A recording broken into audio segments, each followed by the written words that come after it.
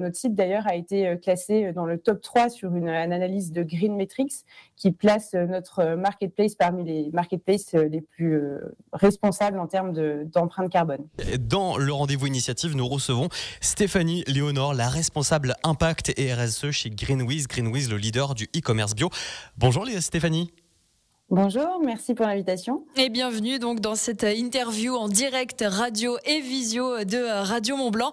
Greenwiz a été créé à la base par deux hommes, dont Romain Roy, plutôt du côté de Paris en 2008, et finalement est arrivé un an après très rapidement sur le bassin annécien, à Saint-Joriot précisément. Pourquoi cet emménagement en Haute-Savoie ?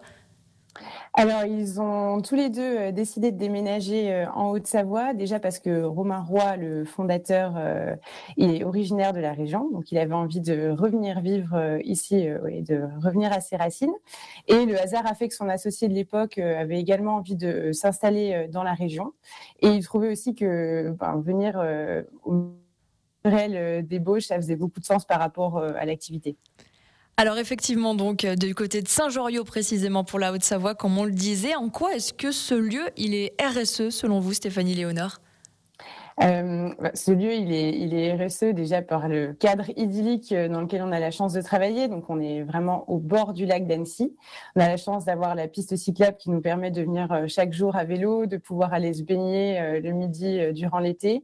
On a également mis à disposition un kayak et un paddle pour les salariés pour qu'ils puissent les utiliser pendant l'heure de midi.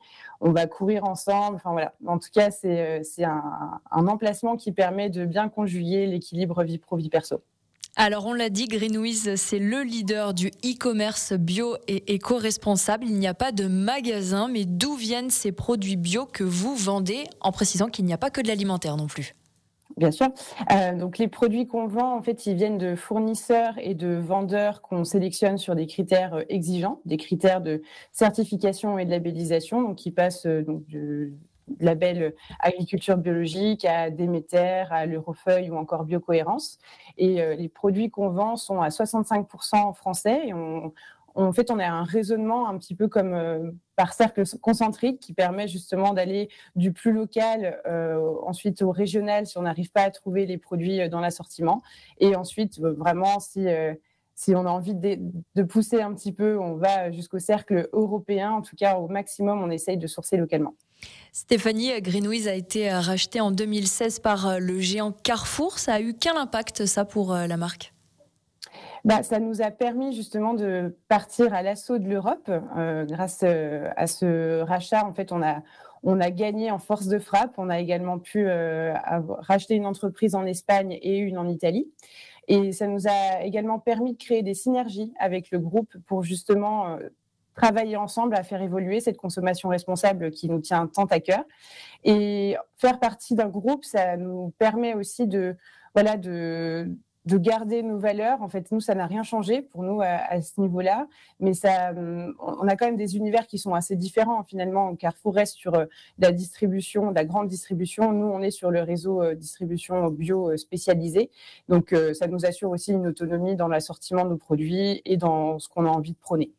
Alors, on est là pour parler RSE. Greenwiz, on le disait, n'a pas de magasin et vend uniquement sur Internet.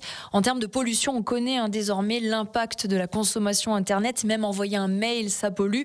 Comment vous agissez au sein de Greenwiz par rapport à ça ? Alors, ce qui pollue le plus finalement dans le numérique, c'est plutôt les devices sur lesquels on utilise le numérique, plus que ce qu'il y a dessus.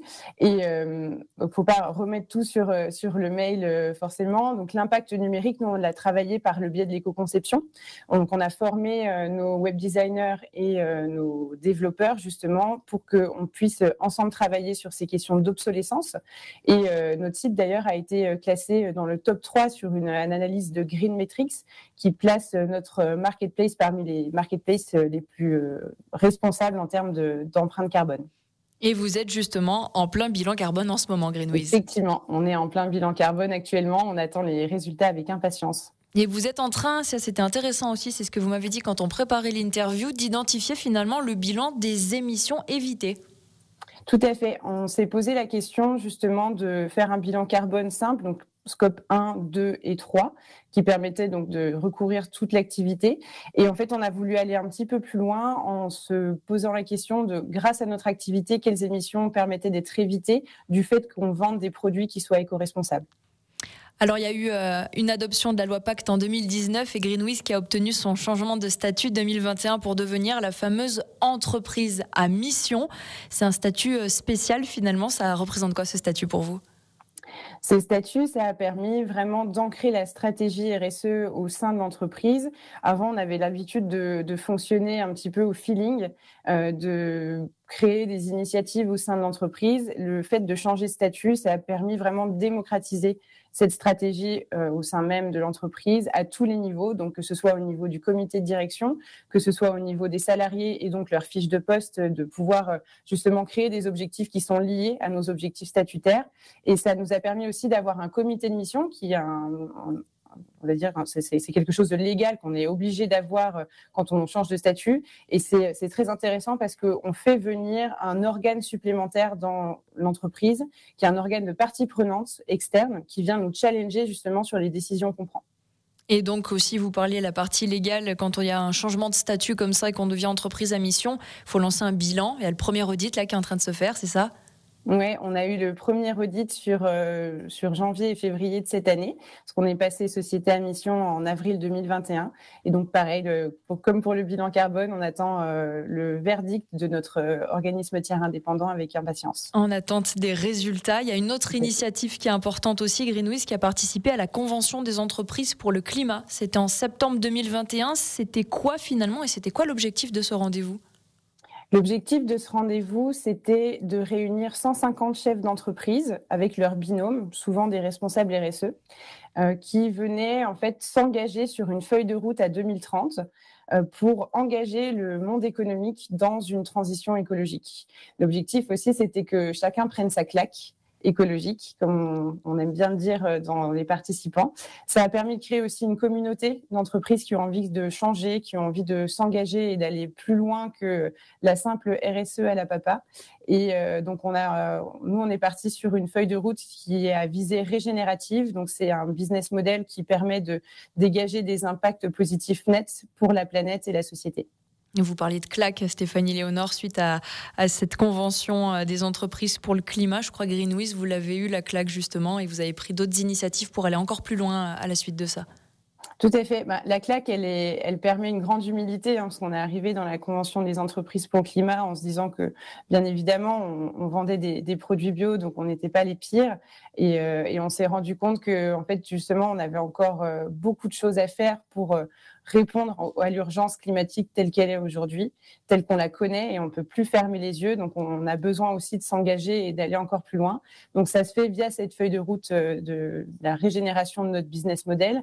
Ça va passer aussi par beaucoup de challenges internes sur nos métiers, la façon dont on fait du commerce aujourd'hui. Et on est en pleine construction et en formation. Donc c'est ça, pour qu'on comprenne bien, le prochain objectif pour Greenwiz, c'est ce nouveau business model pour atteindre l'objectif d'entreprise régénérative. Exactement. Eh bien, merci beaucoup en tout cas Stéphanie Léonor, responsable impact et RSE Greenwiz, leader du e-commerce bio et éco-responsable dont le siège se trouve à Saint-Joriot du côté d'Annecy, d'avoir répondu à nos questions en termes de RSE. Merci à vous. Merci beaucoup Stéphanie.